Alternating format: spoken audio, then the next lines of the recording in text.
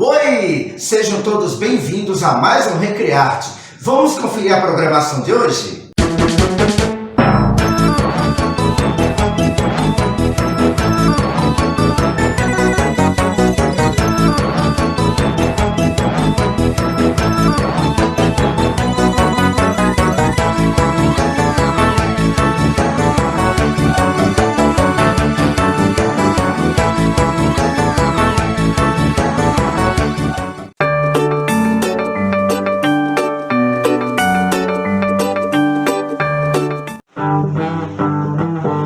Estamos de volta com mais um Recrearte aqui no nosso canal USCA TV, legal? Então, estamos trazendo mais uma música para você aqui hoje. Meu limão, meu limoeiro, olha como ficou essa música.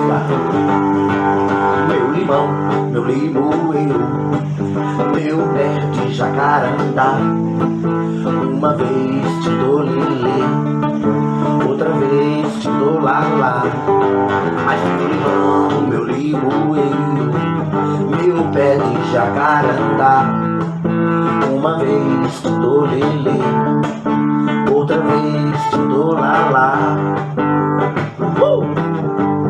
Agora você vai lá, se inscreve no nosso canal, dá o seu like e ativa o sininho. E eu espero você no próximo Recrearte aqui na USCA TV, legal? Tchau!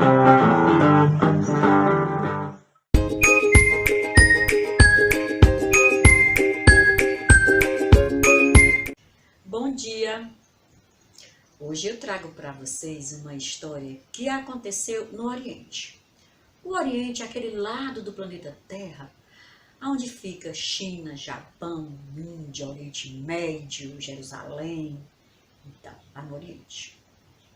Então, é a história de um andarilho que buscava um lugar, uma cidade, onde as pessoas fossem boas para ele morar. Toda cidade que ele encontrava, ele não gostava. Sempre achava um defeito. Nesse dia, ao entrar nessa cidade desconhecida, o andarilho percebeu que tinha um velho filósofo sentado em uma pedra, com o seu gatinho, passando a mão no gatinho. Então, o andarilho chegou perto do filósofo e perguntou: Senhor, faz tempo que ando pelo mundo em busca de uma cidade maravilhosa para eu morar. A sua cidade é boa de se morar? As pessoas daqui são benevolentes? As pessoas daqui são caridosas?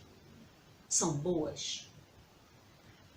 O filósofo, então, olhou para o andarilho e disse: responda você primeiro. Da onde você vem? Da sua cidade. Como eram as pessoas? O andarilho botou assim a mão aqui e começou a pensar. Aí disse: mestre, as pessoas da minha cidade eram invejosas, mesquinhas, estúpidas. O filósofo olhou para o andarilho e disse: olhe, as pessoas dessa cidade são exatamente iguais às pessoas da cidade de onde você vem. O homem olhou para o filósofo e disse: então não ficarei nessa cidade, vou embora. Outro dia, outro andarilho, que chegou à mesma cidade e fez a mesma pergunta para o filósofo. O filósofo olhou para ele e disse: novamente, ontem, curiosamente, esteve um senhor andarilho me fazendo essa mesma pergunta. Então eu digo a mesma coisa. Responda primeiro. Como eram as pessoas da cidade de onde você vem, andarilho? O andarilho coçou a cabeça, olhou para o filósofo e disse: as pessoas lá eram amáveis, bondosas e generosas. E o filósofo olhou para aquele homem e disse: então, vou lhe dizer, nessa cidade as pessoas são generosas, bondosas e amáveis. E aí o andarilho resolveu ficar para morar naquela cidade. Então, fica a dica para vocês pensarem e refletirem. Por que que essa história tem essa temática?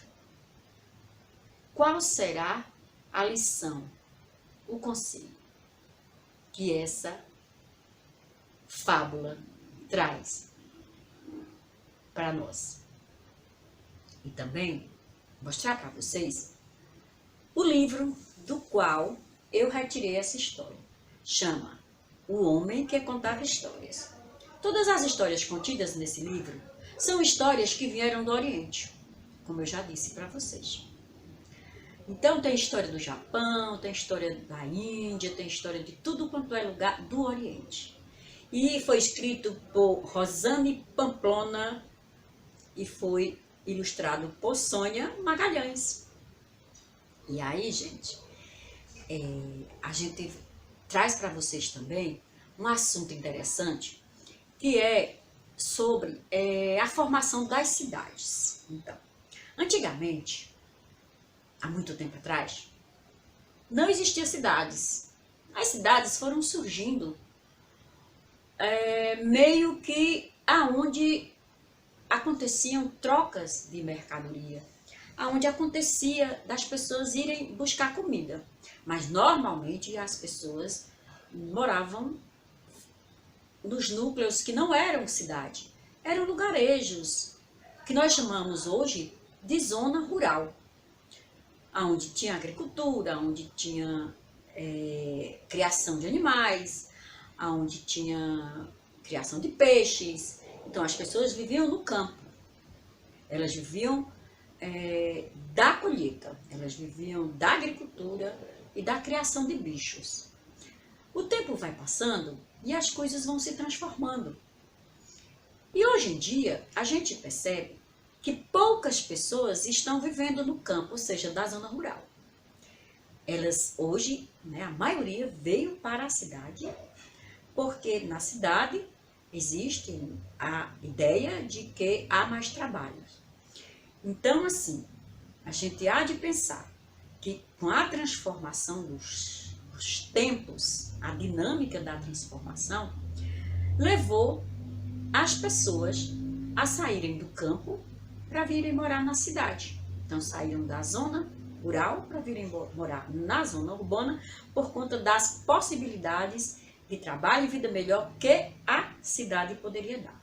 Mas só que existe também uma grande contradição nisso tudo. Por quê? Porque a cidade também tem muito problema. Hoje em dia é que existem bastante problemas. Então, assim, dizer para vocês que as cidades surgiram depois de muito tempo que as pessoas viviam no campo. E hoje a gente se convencionou a dizer que quem mora no campo, mora na zona rural, e quem mora na cidade, mora na zona urbana.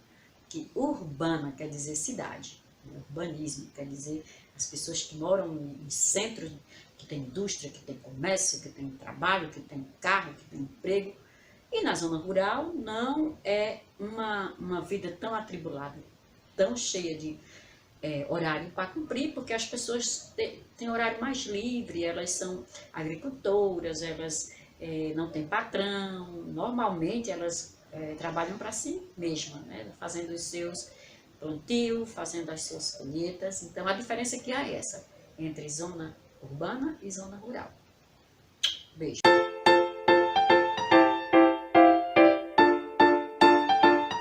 Olá, meninos e meninas, bom dia, tudo bem? Hoje, em nossa aula de Ética e Cidadania, nós vamos aprender um conteúdo um pouquinho diferente dos que nós já havíamos aprendido em aulas anteriores, certo?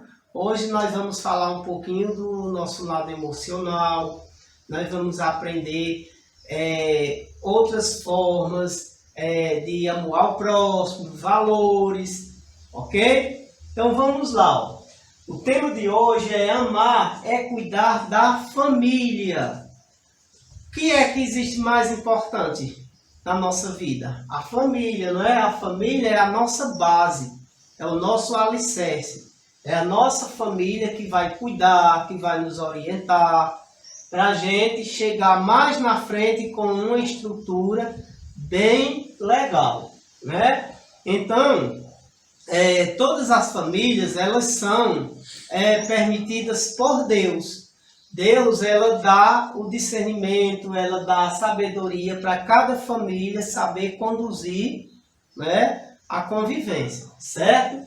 Aí diz assim, ó, Deus é muito sábio e pensa em tudo, desde a concepção até o nascimento, somos amados, porque Deus é amor. Deus, ele ama tudo e todos, sem distinção de raça, de cor, de posição social, né? Então ele ama todas as pessoas da mesma forma e ele quer que nós sejamos felizes, tá bom?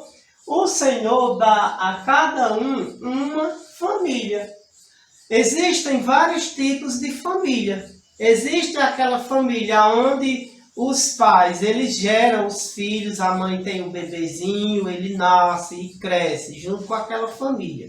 E existe também aquela família a qual não é nossa família biológica. Por exemplo, aquelas crianças que convivem em orfanatos. Então, aquele pessoal do orfanato é a família deles. Então, foi a família que Deus deu a eles. Então, nós temos que ser gratos a Deus por tudo que Ele nos dá. Ok? Então, vamos lá. Você já imaginou quem não tem família? Somos abençoados por Deus e temos que agradecer-lhe por nossa família, nosso lar. Aí tem pessoas que falam, fulano não tem família. Tem família, todo mundo tem família. Mesmo que não seja uma família biológica, mas existe, que é o caso do orfanato. Então, a família de quem mora no orfanato são as outras pessoas que vivem lá, desde as pessoas que vivem abrigadas até as pessoas que convivem lá, que trabalham. Então, ali é uma família, certo? E tem pessoas que falam assim, falam em diferentes tipos de família, principalmente aquela família em que os pais não moram juntos, na mesma casa. Também é uma família, independente de seu pai viver junto, de seus pais viverem juntos, vocês são uma família, certo? Porque a família, independente de estar junto ou separado, ela é a base de valores muito importantes, que é o respeito, o amor, a amizade e a atenção. Então, quando existe tudo isso em uma família, não importa se os pais vivem juntos, ou se vivem separados, ou se vivem perto ou distante, o que deve prevalecer é o amor, o respeito, a amizade e a atenção, porque isso supera qualquer obstáculo, qualquer empecilho, ok, pessoal? Então, essa é algumas das importâncias de se ter uma família. É o que nós chamamos de amor incondicional. Primeiro, a família, né? A família, ela é o alicerce da nossa vida. Então, quando nós vivemos em uma família estruturada, em uma família organizada, nós temos a tendência de crescer dentro daqueles padrões. Como também, quando nós vivemos em uma família sem nenhuma estrutura, a nossa tendência é permanecer, certo? É como se fosse uma coisa hereditária. E você cresce, você aprende de forma como você está convivendo. Então, a família, ela deve ter todos esses aparatos para que nós possamos crescer dentro daqueles princípios, daqueles valores. Tá bom, gente? Então, espero que vocês tenham aprendido um pouco sobre o que é ser família e o que é importante em uma família. E também aprender também é a importância que Deus tem na participação dessas famílias. Tá bom, gente? Então, um forte abraço e até a próxima aula.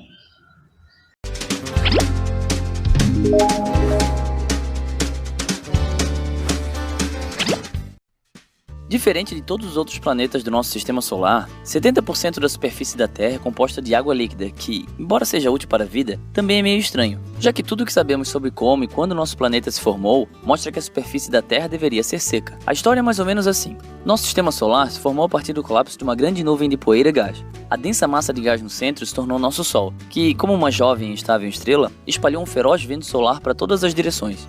Com o passar do tempo, essa corrente de partículas empurrou a nuvem de gás cada vez mais longe, deixando apenas partículas sólidas para trás, que se agruparam em rochas, planetesimais e finalmente os planetas rochosos do sistema solar interior que conhecemos hoje. E aqui temos um problema. Água em forma de gelo não poderia ter sido uma das partículas sólidas que ficou para trás antes da formação do nosso planeta, porque o sistema solar era muito quente para permitir água congelada, e qualquer vapor de água teria sido expelido para longe pelos ventos solares. Então, se a Terra não tem água desde o início, como acabamos com esses oceanos gigantescos? Nós sabemos que H2O não foi fabricado aqui ao longo das eras, porque processos naturais como combustão, respiração e fotossíntese criam e destroem quantidades aproximadamente iguais de água. E, de qualquer forma, a quantidade em questão é tão pequena que nem conta para a abundância de água do planeta. Já que a água da Terra não veio no pacote nem foi fabricada por aqui, deve ter vindo de muito longe, em meteoritos e cometas ou outros organismos com origem no sistema solar exterior, onde estavam longe o suficiente do Sol para permitir que existisse água congelada. É de se imaginar que essas bolas de gelo que chamamos de cometas sejam as responsáveis pela origem da nossa água. Mas essa hipótese foi descartada quando descobrimos que os cometas são muito mais ricos em hidrogênio pesado do que a água da Terra. Hidrogênios pesados possuem um nêutron e um próton no seu núcleo, e para cada 1 milhão de átomos de hidrogênio na água da Terra, somente cerca de 150 são pesados, enquanto a água de cometas possui o dobro disso. Essas assinaturas químicas que não batem foi o que sugeriu que a água da Terra não poderia ter chegado em cometas. Então, a fonte mais provável da água na Terra é um tipo de meteorito chamado côndrito carbonáceo. Côndrito é apenas o nome dado à classe dos meteoroides rochosos que costumam atingir a Terra com maior frequência, mas apenas os côndritos carbonáceos contêm água, bem como bastante carbono, caso não tenha adivinhado pelo nome. Eles têm água neles porque foram formados fora do limite frio do disco protoplanetário do Sol, e além disso, a água neles tem um nível de hidrogênio pesado semelhante ao da água da Terra, fortemente sugerindo que sejam a fonte das nossas calotas de gelo, nuvens, rios e oceanos. E foi assim, do espaço, que veio a água que transformou nosso planeta em um pálido ponto azul. Espero que tenha gostado do Recrearte de hoje, legal? Então, não esquece de se inscrever no nosso canal, ative o sininho e dá um like, tá certo? Amanhã a gente volta com mais um Recrearte para você, aqui na USCA TV.